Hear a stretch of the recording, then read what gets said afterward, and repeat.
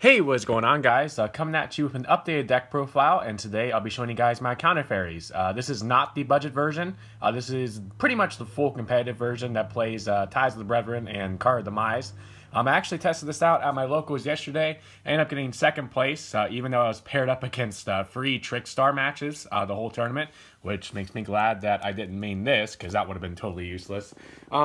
But yeah, before I get started with the deck profile, there are a couple proxies in here. One, the main deck, and two, in the extra deck. And I'll kind of talk about them and when we get to it. And this build is a bit different from what I actually played yesterday. I used yesterday as basically a baseline for testing out the deck and seeing what ratios worked, what ratios didn't. And this is the updated version with some varied ratios.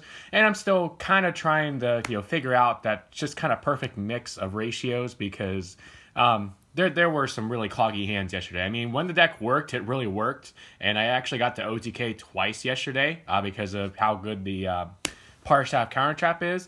But yeah, there's still a lot that I need to work out to get this deck to its best possible consistency and power. So I'm definitely willing to take any suggestions you guys want to leave in the comment section below. So without any further ado, we'll go ahead and get right into the deck profile. Sorry about my voice there. Okay, here we go. Of course, starting off, we have the standard free Bountiful Artemis. I did unfortunately have to trade in my place of the ulti, so the card shop, to get 2 copies of a certain card that you'll see here in a little bit.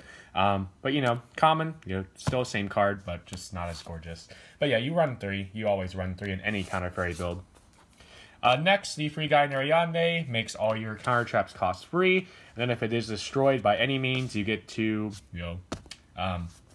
reveal free counter traps, and then your opponent picks one to add to your hand. So it just essentially searches you a counter trap. So obviously staple 3 of. Next, we play only the 2 Minerva Scholar of the Sky. This is an incredible card, and a lot of times can actually be better for you than Bountiful Artemis. But the reason why I only play 2 is because it's one of those cards you don't really want to see in your opening hand going first, unless you have ties. It's more of a card that's a lot better, in turn 2 and beyond, because of how it can recycle back your counter traps and everything. And can be a big beater that can help close out the game. So that's why I personally only play 2. You can play 3 if you want, but for now I'm testing out 2, and it seems to be doing all right so far. Plus, I kind of need to leave it at a low monster count for a certain card you'll see here in a minute. Next, we're playing 2 Meteor Sage of the Sky. I was only playing 1 yesterday and was finding that I wasn't really seeing it enough, or I would banish it off of, say, Pod Desires. So I decided to bump it up to 2. Basically, if you have Sanctuary in the Sky on board, this turns into a 1,000 life point boost whenever a counter trap resolves, and also a Trident whenever a counter trap resolves, popping one of your opponent's cards. So this can be really good and can just help you control the game and just close out the game with the amount of advantage you get off of this card. So really good. For the final monster, we have the 1 Zeradius. Basically, you discard this if you need to search Sanctuary in the Sky. Otherwise, if you already have Sanctuary in the Sky, you can just normal summon this as a 2400 beater, and it, of course, is another target for Ties of the Brethren. So overall, a pretty good card. I was previously playing, I think, only 5 real targets for Sanctuary in the Sky, but I unfortunately wasn't seeing it enough, so I decided to bump it up to 6 targets, and, basically counting this as one of them. So, yeah, Zeradius is pretty good. Also good under Card of Demise, because you can get it out of your hand, search Sanctuary in the Sky, play Sanctuary in the Sky in the field zone, and still have your back row all freed up. So yeah, it's pretty good. So that's it for the monsters. Only how many is it? 6, 7, 8, 12 monsters. But of course you have the free pendulums and then the 1 Zeradius that you can discard. So really not a lot of monsters for a Demise build. For spells, we are playing free of the Sanctum of Parshath. You need to see this card in your opening hand. It's really good. Boosting up your fairies, protecting your set back row from targeting or destruction is really good. And then occasionally being able to recycle back your resources, your counter traps, and your fairy monsters to the top of your deck is pretty good as well. And it does count as Sanctuary in the Sky on the field, so it does meet the requirements for cards like Meteor and Minerva. And Divine Punishment as well. So staple for you. It does suck when you see multiples, but it's a card you need to see, so you need to run 3 of it, in my personal opinion. Next, we run 2 Sanctuary in the Sky. I'll bump this up from 1 to 2 because, again, in testing at locals yesterday, I was not seeing Sanctuary in the Sky enough to get the benefits off of like the counter traps and the monsters. So I feel like playing 6 targets essentially with the free Sanctum of Parshath, 2 Sanctuary in the Sky, and then the 1 Zeratius, I think is the right ratio. Depending on what I change in the build, I may even bump Zeratius up to 2 to play 7 targets because Sanctuary in the Sky is just so important now with the new support. Like, it's insane. Next, we're still running the free Ties of the Brethren. This card is really good because it gets you about as ideal of a setup as you can potentially have if this goes off. Gain you like Artemis plus Minerva plus Medio on board. It's just really strong and really hard for your opponent to get over. The one problem is if you do not have solid counter traps to back it up, then it doesn't really do anything for you other than put chop blockers on the board. So this card, the downsides is that it can easily be ashed, and also that it doesn't really do anything unless you have other counter traps, but it's still a really powerful card. If you have the right setup with it, it can just win you the game going first, so you still play it at 3. It is a card I could potentially consider cutting to 2, depending on what I do with resources, because this and Card of Demise can kind of clog, so yeah, we'll see what we do going forward, but for now we have the free Ties. And then speaking of Demise, we are running free Card Demise, proxying one of them. The third one is on the way.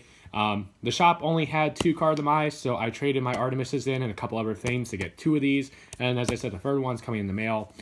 Even though this and Ties do directly conflict with each other, they're both just such strong cards to where I feel like you need to max out on both, or at least do 3 and 2 on both, because there are times where Ties is better, there's times where Demise is better, and just most times when you activate either or, it's just going to get you to that ideal setup you need going first to be able to just win the game. So yeah, Demise, Ties, really good. Also, playing like, max out on Ties, free Demise, and then say 2 Desires, it does make it to where you have a lot of Ash targets. So if you have, say a Desires and a Demise, or Demise and a Ties of the Brethren, you potentially use one to bait out the Ash and then activate the other. So that is something you can do as well. Desires, just another really good draw card. It's not really restricted, by either Demise or Ties of the Brethren, so that's really good. It can blend with either or. You do sometimes end up banishing like really important cards off of it, but that's really with any deck. And this deck does play a lot of 3 ofs and 2 ofs, so in theory it's really good. Still have to do some more testing with it, but I think I'll keep it in because it's just too good of a card. And then for the final spell, the 1 Upstart, just another generic draw card that again can blend with either Ties of the Brethren and or Demise, mostly Ties. Because as I said, the one problem with Ties is if you just don't have enough good counter traps to go with the monsters you're summoning off of Ties. But having Desires and Upstart should be pretty good at fixing that problem. So that's it for the spells. For traps, we are now playing 3 Divine Punishment. Was previously playing 2 yesterday, but now that I'm trying to max out on the Sanctuary in the Sky engine, I wanted to play 3 of this because it's a free Solemn Judgment if Sanctuary in the Sky is on the board, and that is just too good. Next, still rocking a free Drastic Drop-Off.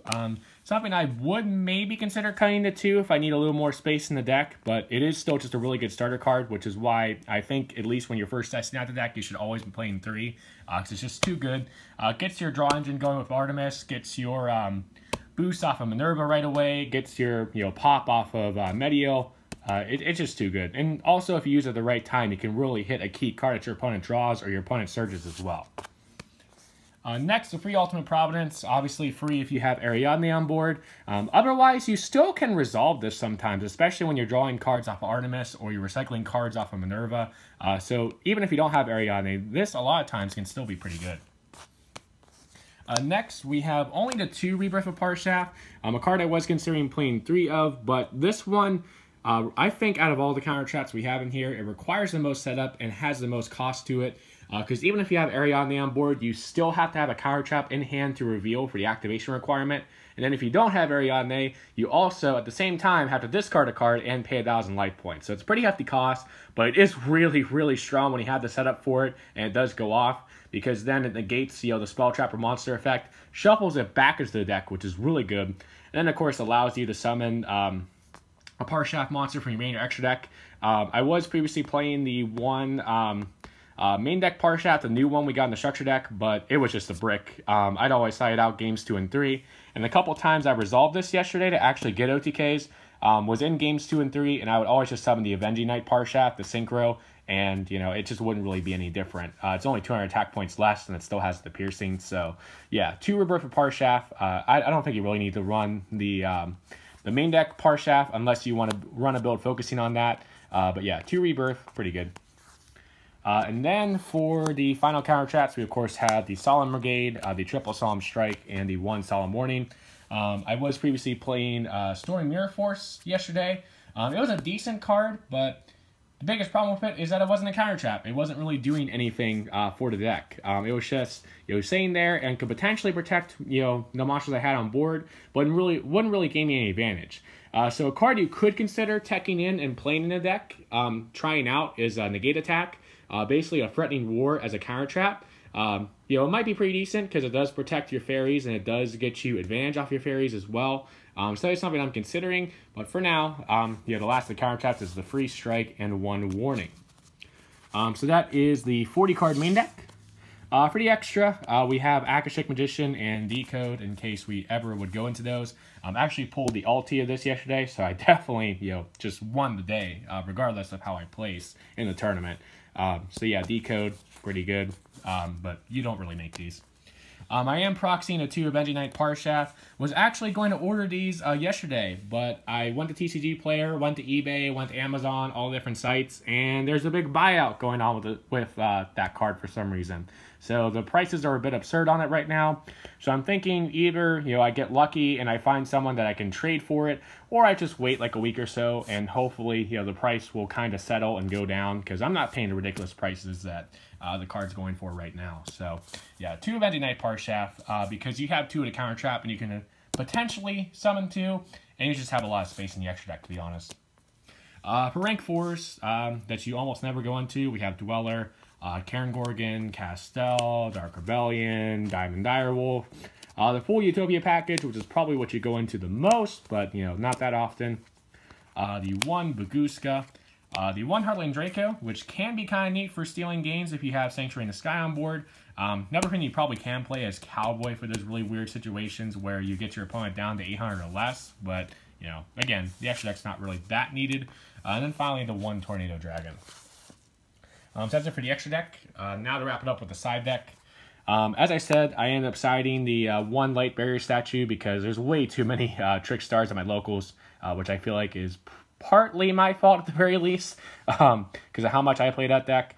But yeah, the card's just really bad against Trick Stars, good against most everything else. There's also ABCs, and if you have a rogue decks that are light as well. So right now I wouldn't consider maining it, but if we go to a meta that's not really light based at all, I would definitely consider maining this as a for a nice ties target to stun your opponent. Then for going second, we have some hand traps. Sorry for the camera shaking there. We have the free Ash Blossom. The 1 Honest, again, is another potential ties target. This easily could be replaced with something else. It's a card I really would like to try out in the main, but it just conflicts too much with Demise. Plus, you have Minerva that boosts itself as well. And the 1 Maxi. You unfortunately don't have any room to play any other hand traps, even in the side, unfortunately, like Droll Unlock or Ghost Ogre. So this is pretty much all you can do. Then more going second cards, we have the 3 Kaijus and the 1 Slumber for getting over big boards. Same with Dark Hole and Raigeki.